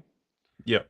Um, but she was wearing a suit, like a really very beautiful, expensive woman's business suit, which is something I hadn't really seen much. This is sort of, in Brisbane, obviously not everyone was a hippie, but all the surfy girls and the hippie girls wore long flowing flowery Yeah. Yeah. things, and the girls in the city, young girls at that age usually they wore these like uniforms, like mini skirt type things, but all Oh, one. yeah. Yeah. So yeah, a bit of like corporate dressing and stuff like yeah. Yeah, they still sort of dressed them as girls. It was funny. It was like even though they were 20, they dressed them as if they were 12. It was Oh, sort yeah. of Okay. No, funny. I get you now. Yeah. It's a bit odd, but and there would have been girls in corporations wearing more this business suit, but essentially she was beautifully dressed, exceptionally beautiful looking, and obviously super confident. And so she says to me, "You're a very handsome young guy." I said, "Well, thanks a lot." I said, "You're a very beautiful woman." She says, "I'd like to make love to you." Right? So I'm like Elvin Purple or something back then. I'm like, okay. Um, my place just down the road, let's have our coffee and head off. I don't really need to know a name or anything, but that's just the way we were in the 70s. But she says, "Oh, no, no, you'll have to wait." I'm like, oh, what's that? I said, okay. So I said, "Where are you from?" "I'm not from around here." "Are you from Sydney?" Because Sydney girls, in my experience, were sort of the party girls that come up on their holidays, mainly on the Gold Coast. They were always up for anything. They were just, good fun, wild, having a great time, get away from mum and dad and the boyfriend and whatever, and they'd just play up, especially with us surfers. And she's like, "No, um, no, I'm not from this earth." I'm like, "What? Right. I'm not from this earth." And I don't know what I said next, but I remember feeling a bit of a shiver of, I suppose, fear. I thought, wait a minute, like, is this girl nuts? Or is she just having a lend of me? So I just remember assessing her, and I told you I'd been a nurse, but I'd worked with psychiatric patients, and I was checking her out, and I wasn't getting mental illness vibe. I also wasn't getting a cheeky taking the piss out of me vibe. She still could have been doing that, but it's then that I really became aware of the eyes, and I was looking at her eyes, thinking those eyes are really strange. Like, who has eyes like that? And she leans forward. She says to me, "Listen, I'm here on a mission. I've got a team. We're about to end the mission. We've got a mothership coming in. If you're prepared to do it, I can take you on the mothership. I'll give you the coordinates. It's down at, I think she said Redland Bay, but I used to surf over at Stratty a lot, at North Stratty. So we'd either go from Cleveland or Redland Bay on the barge. It was one of those she mentioned. But she said she was giving me coordinates, and I remember thinking, and what am I going to do with coordinates, you know? I haven't got maps like that. And then I started to really feel like, you know, like, what is this?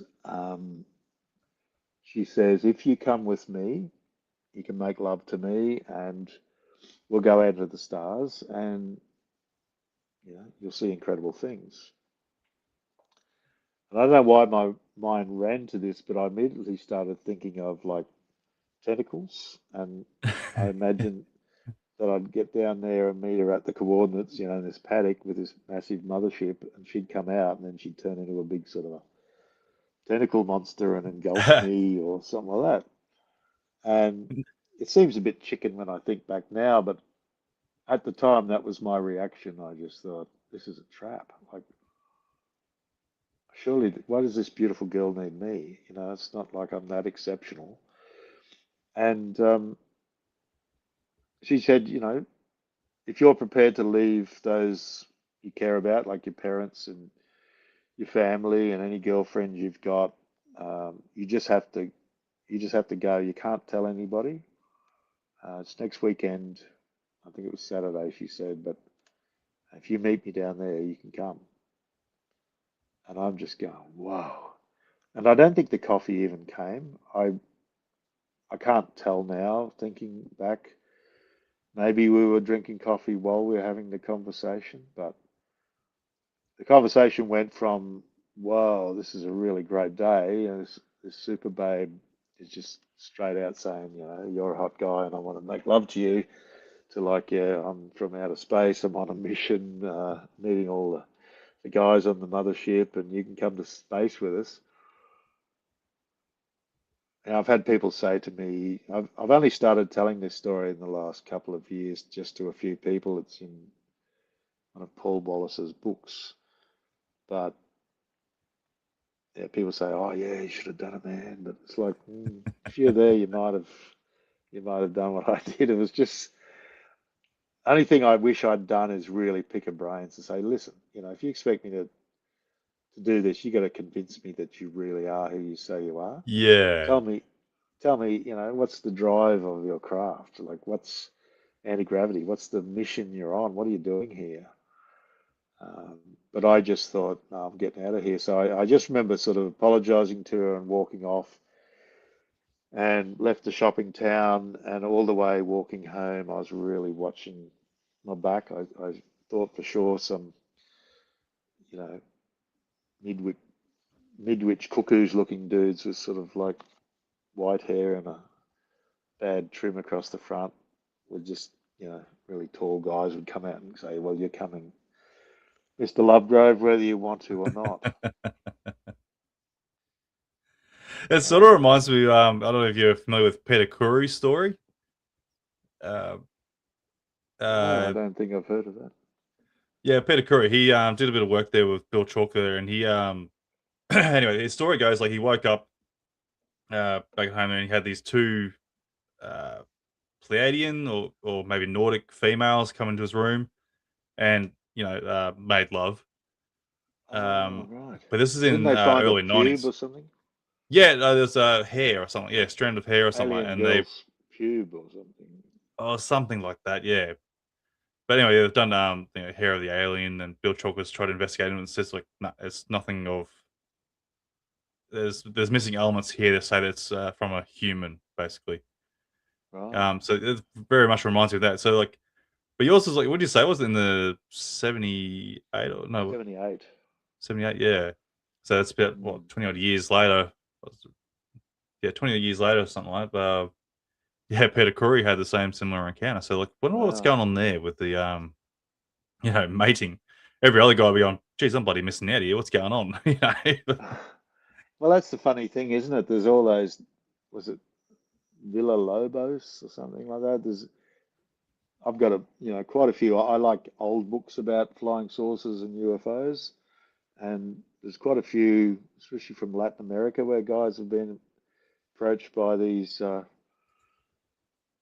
of extraterrestrial women and make love with them, and a lot of that goes on, and it's all a bit odd. Like from this point of view now, I think to myself, uh, would she have got rid of me if she was real? Like, what if she had enough of making love with me after like a couple of weeks, and then just said, "I'm going to space this guy," and just The out the old side rootin' boot, see you out later. the side door onto the next one. It's plenty more You like never that. know.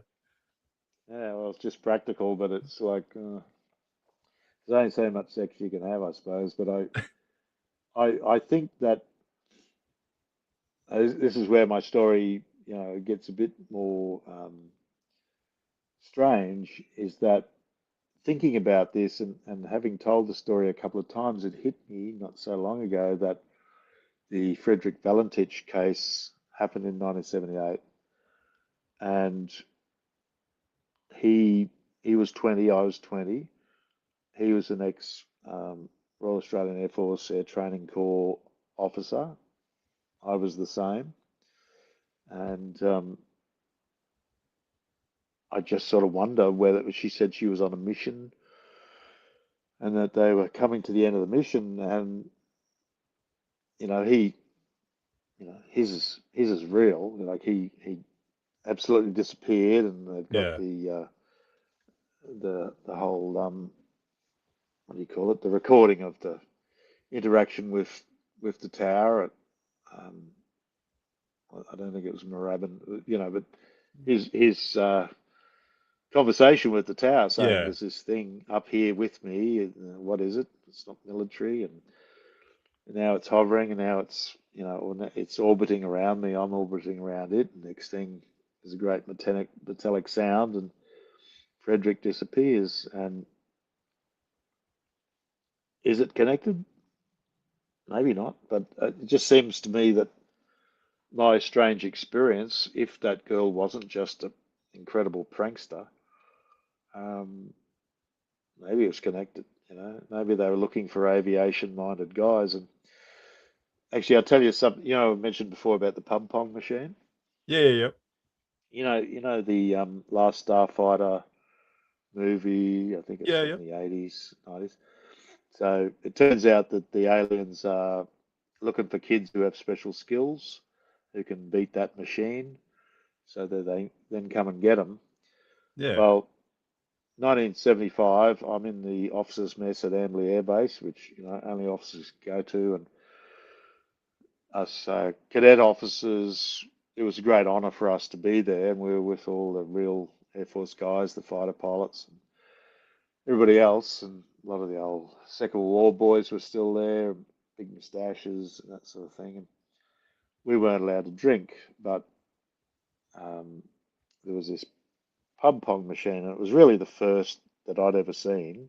It's 19, 74, 75, and it was just two knobs, and it was, you probably know what it's like, but it's just these basic paddles and this little square ball, ping, ping, ping, ping, ping. So Yeah. when you played the machine, the machine just had this, it had a goal and then this thing in front of it. So you had to try to get around and in.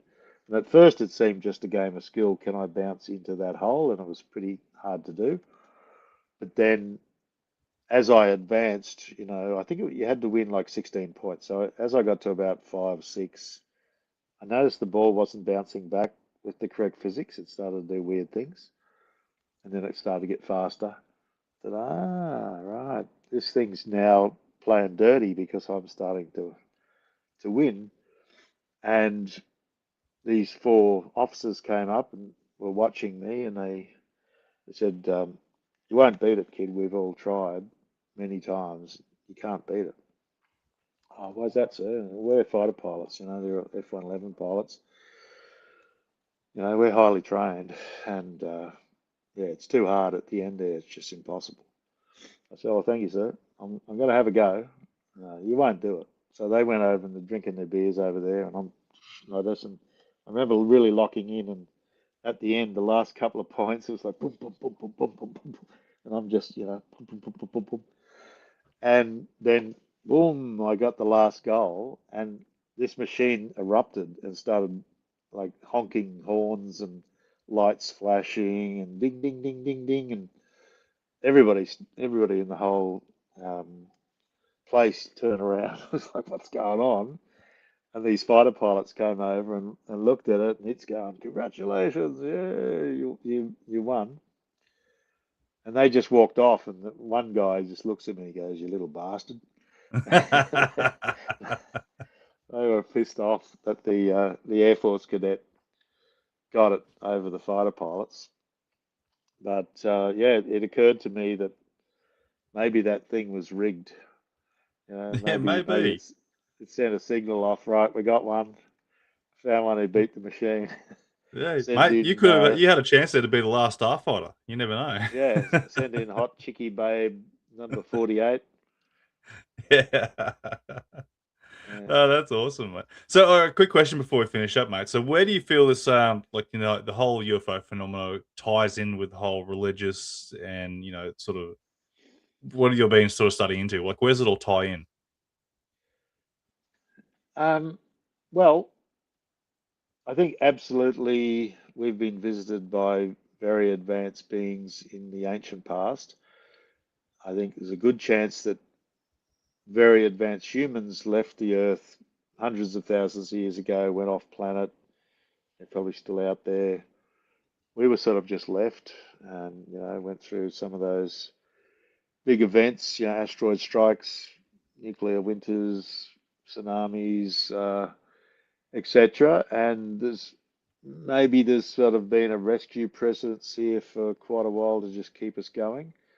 But I think that we as creatures, we have this very high ability, this connection with the other side, for what of a better word. We do have um, this ability to keep living, and humans do seem to have abilities, and whether those abilities have been tweaked into us with, being mixed with other DNA, more advanced DNA over the millennia, or whether it's one of the reasons they're interested in us because we do show these abilities. But what I've found in the Viking stories is tales of ancient wizards in the north who were purposely seduced and abducted. Very similar to my story. An incredibly beautiful woman approached this young wizard king and made love with him, and then showed her power, showed this incredible power, took a massive chunk of Sweden, made the great big island of Sealand over in Denmark, and that became a lake, and then they set up a base there, and Odin and Thor and others came up from old Asgard, which is in around Troy.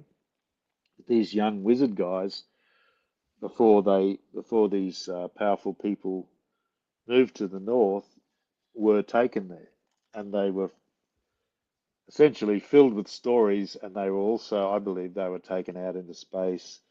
They were shown wonders, and then put back. And this is what it says in these particular books here, particularly. And there's one called Hames Kringla, which is the history of the Norse kings, which goes way back into all this really freaky stuff about the Aesir, the gods. These guys were given sort of a box set of religion, it's a religion, but it's not codified in the same way as Christianity, Islam, Judaism, Buddhism are. But they were told, go back and tell your people all this stuff because we're coming. So Mm. they were put back. This is what my book, it lays it all out. It's quite interesting. And then these beings, they kept their big base in around Troy in Asgard, but mostly they moved to the north and they founded royal families and dynasties all through Europe, including Russia, France, Saxony, Belgium, Holland, Denmark, Sweden, Norway, and those families kept these stories alive way into the Christian era, and they probably still remember. I'd say they do for sure. Um, which is a story of hybridization. Like it's a Yep. story of creating people that have these paranormal abilities and a connection. And I think I'm one of them. I'm not royal, but my family is very Scottish, very Scandinavian, and I've had these abilities since I was a kid, and I've come to see that it's sort of normal. It's just been suppressed that so many humans do have these abilities. I think we're in a era where, as we're learning about the reality of this presence, then people are looking back into the old stories, and I think the governments are interested in people like me and Paul Wallace and Maro Biglino. Even Eric von Daniken said he used to talk to very high level people secretly. They wouldn't want to be seen in public talking to him, but he'd have conversations with them about what he thought, what he was finding. And it's not an exact science. Like, I don't have a research facility. I would love to be able to just fly all around the world and, maybe one day soon I'll be able to do that. I've done a bit of trekking around Scandinavia and I found some far out things just in that time I did. But um, I know I'm onto something big. It's like a lost history, but it's literally in the Viking sagas we find out how they did it. And like it says all these stories were told to these two wizards. They were put back on Earth, and then it says all the people that were there in this Asgard space station up above the clouds got together and decided who they would play from the stories that they told him. So Yeah, right. yeah, they used all these stories of Odin and Thor are known in the North from way back, from like the Roman period, but and scholars say, well, Snorri Sturluson got it wrong because, these beliefs were very scattered. But I think what Snorri was telling us, the guy who wrote these stories, is that then these advanced people used the really old stories and put together a sort of a package religion so that people would worship them, listen to them, accept their invading their countries because they were gods. Yep. And, I think they're still there, actually. Mm. I think they're still there. Yeah, Odin and absolutely. Thor and these dudes. I really do. Uh, yes, there's a lot of mysterious stuff to be found out. Definitely is. Mate, look, I'd love to keep chatting to you, mate, but I think we have to end it there, and we'll have to do a part two of this sort of thing. Definitely, like, dive down deeper into what you're researching here, mate, because there's still so much that Yeah, we've missed, basically. But we've touched on your bit of a life story there, where you've sort of you've come to where you are now, basically. So people got a great idea of who you are and how you've progressed and evolved. So look, mate, I'll look forward to getting you back on here again and definitely diving down this deeper if you're keen. I'd really love to. And thanks for asking so many great questions and sort of leading me. I think all the stuff I've talked about was worth saying because it's all part of it. It's Yeah. it's all part of the whole thing. It's just we're discovering who we really are as humans. Oh, absolutely, mate. There's still so much that we don't understand, and it's frustrating because like we all want to know and try and figure things out, but as you said, like a lot of it's been suppressed. You can go back into the old witch days there. If anyone's too unusual, they'll go and burn them at the stakes. And it was just really Oh, suppressed. It was could I anything just tell you unusual. one quick thing about that? Yeah, I, go for it. this will be quick, but um, there's this guy as a scientist, Dean Radin, who you might have come across, Radin, his name is. He's an amazing dude. And so, for 30, 40 years, he's been researching this sort of stuff as a really legitimate scientist.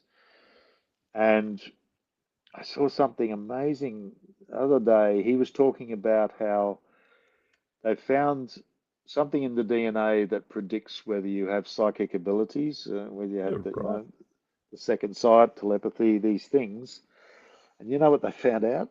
Like in countries where the Spanish Inquisition used to kill witches, this DNA hardly exists. And places like the Highlands of Scotland, where we just wouldn't let the bastards in, it's really strong still, and Yeah, Iceland, right. places that never got invaded. The church wasn't allowed to persecute anybody who had powers outside of their control, where they would just like literally kill you. Yeah, they found this DNA is still strong there and missing in places like Spain and through France and different places that really got persecuted. Right. So there was a Um, method to their madness.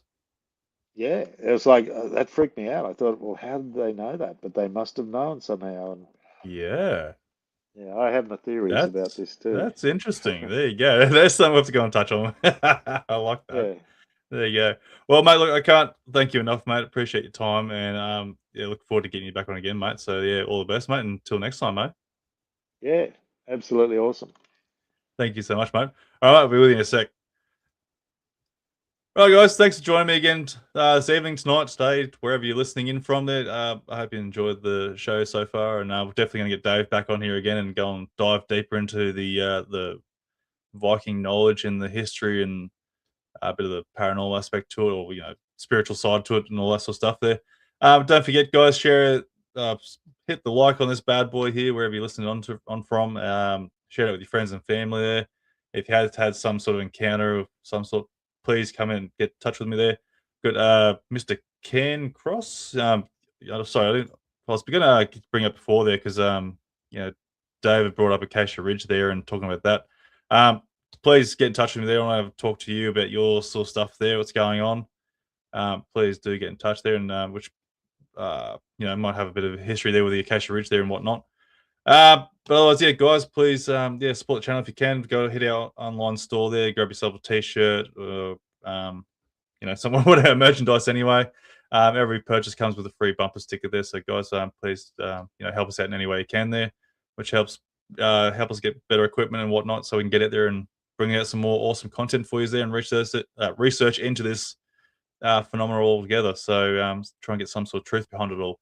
But yeah, guys, till next time, keep an eye on the Facebook page there if you haven't already subscribed to the Facebook page there. Keep up to date with what's going on and whatnots. And otherwise, yeah, till next time, guys. And I'll see you on the next Encounters Down Under Live. All the best, guys. And till next time, catch you later.